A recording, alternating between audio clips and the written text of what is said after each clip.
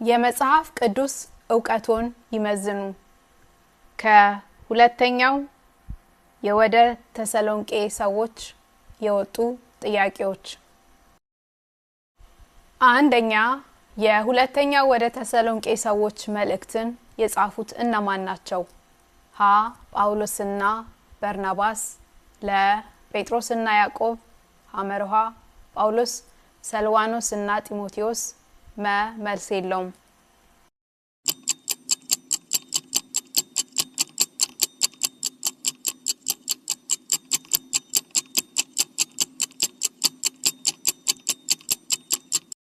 መልሱ ሐመርሃ ጳውሎስ፣ ሰልዋኖስና ጢሞቴዎስ።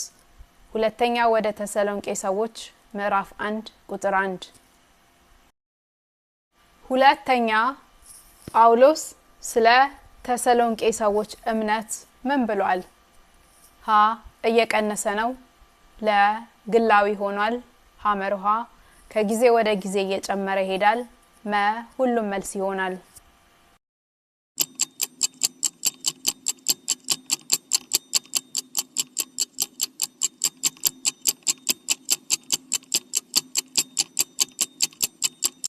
መልሱ ሐመርሃ ከጊዜ ወደ ጊዜ እየጨመረ ይሄዳል። ሁለተኛ ወደ ተሰሎንቄ ሰዎች ምዕራፍ 1 ቁጥር 3። ሶስተኛ ምእመናንን የሚያስጨንቁትን እግዚአብሔር ምን ያደርጋቸዋል? ሀ ወዲያውኑ ይቅር ይላቸዋል፣ ለ ድርጊቶቻቸውን ችላ ይላል፣ ሐመርሃ በችግር ይመልስላቸዋል፣ ለሰይጣን አሳልፎ ይሰጣቸዋል።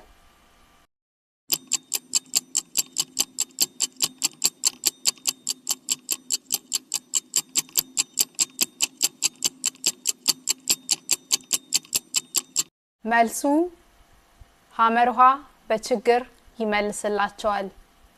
ሁለተኛ ወደ ተሰሎንቄ ሰዎች ምዕራፍ 1 ቁጥር 6። አራተኛ ኢየሱስ ከሰማይ የሚገለጠው እንዴት ነው? ሀ በጨለማ ውስጥ፣ ለ ለምእመናን በሚስጥር፣ ሐመርሃ ከሚነድ እሳትና ኃያላን መላእክት ጋር፣ እንደ ፀሐይ።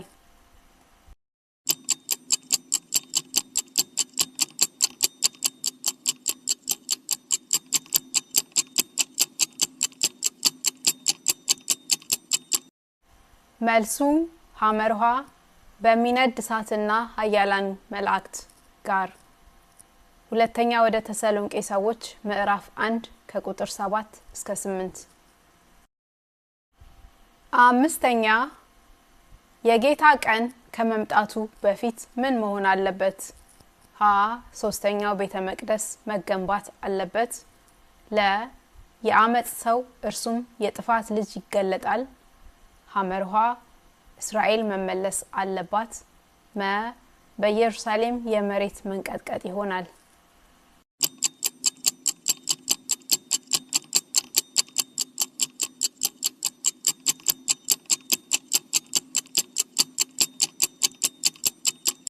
መልሱ ለ የአመጽ ሰው እርሱም የጥፋት ልጅ ይገለጣል። ሁለተኛ ወደ ተሰሎንቄ ሰዎች ምዕራፍ 2 ቁጥር 3። ስድስተኛ የአመጽ ሰው ማን ነው? ሀ ሮማዊ ገዥ፣ ለ ሐሰተኛ ነቢይ፣ ሐመርሃ እግዚአብሔርን የሚቃወምና ራሱን ከፍ ከፍ የሚያደርግ፣ ንጉስ ሄሮድስ።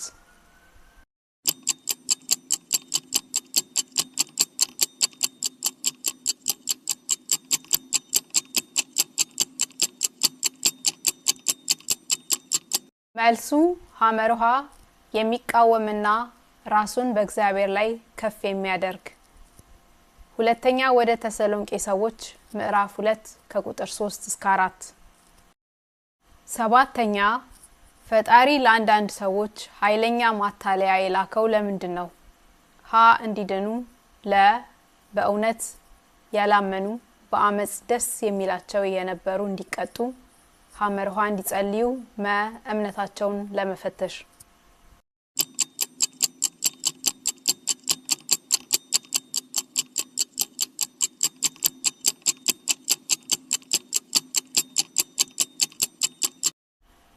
መልሱ ለ በእውነት ያላመኑ በአመጽ ደስ የሚላቸው የነበሩ እንዲቀጡ። ሁለተኛ ወደ ተሰሎንቄ ሰዎች ምዕራፍ 2 ከቁጥር 11 እስከ 12። ስምንተኛ ጳውሎስ አማኞች ጸንተው እንዲቆሙ የነገራቸው በምንድን ነው? ሀ በራሳቸው ጥንካሬ፣ ለ በሰዎች ወግ፣ ሐመርሃ በተሰጣቸው ትምህርት፣ መ በሙሴ ሕግ።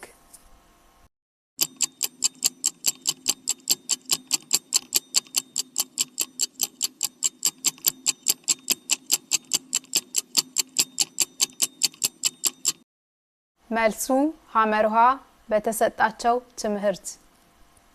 ሁለተኛ ወደ ተሰሎንቄ ሰዎች ምዕራፍ 2 ቁጥር 15። ዘጠነኛ ጳውሎስ ስርዓት የሌላቸውን ሰዎች በተመለከተ ምን ትእዛዝ ሰጥቷል? ሀ ተጨማሪ ጸጋን አሳያቸው፣ ለ በአደባባይ እንዲጋፈጧቸው፣ ሐመርሃ ከነሱ ራቁ፣ መ መሪ አድርጋችሁ ሾሟቸው።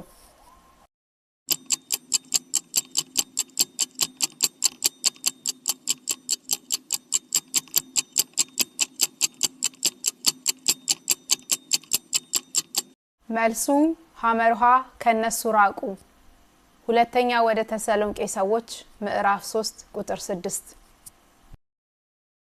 አስረኛ ጳውሎስ ስለ ስራ ምን መሰረታዊ ስርዓት ያስተምራል?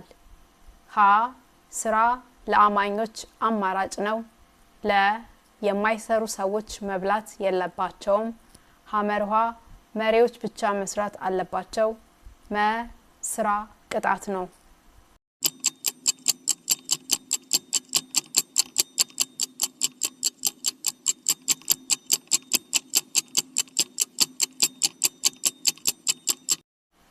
መልሱ ለ የማይሰሩ ሰዎች መብላት የለባቸውም።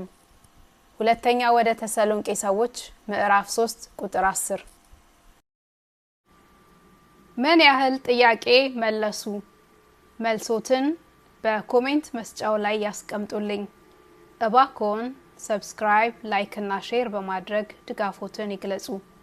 ቅዱስ ቃል ቲዩብ ተባረኩልኝ።